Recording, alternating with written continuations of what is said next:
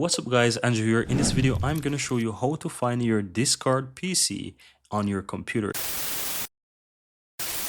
So in case you forget your Discord password, you've logged in some time, you know you don't remember your password, you want to try these following steps to be able to find it. Now, the first thing I recommend to do is to open up the browser that you normally use to access Discord. And it's a high chance that you've saved the password within that browser.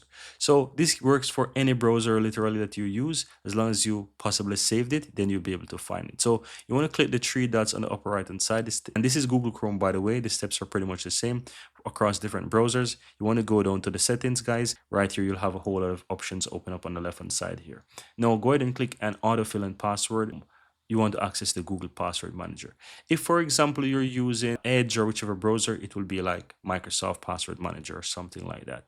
Now, you want to go ahead and look to see if you can find Discord in the list. In my case, I just have a few passwords right here, and so I'll be able to find it right here in the list. So I'm going to simply click on that, and what happens normally, if you're accessing this for the first time, it's going to pop up and ask you to enter your Windows credentials, right? So if you get a pop-up asking you for password, that's basically your Windows password that you need to basically enter there. And once you do that, you'll be able to click on this eye right here to show the password, and it's going to be visible to you. You'll also see your username, which is your email address that you are using, and your password. So you can easily go ahead and log in from there. Another sweet thing as well, you actually see the official website link. So you can simply click on Discord, for example. Directly from here is going to load the official website.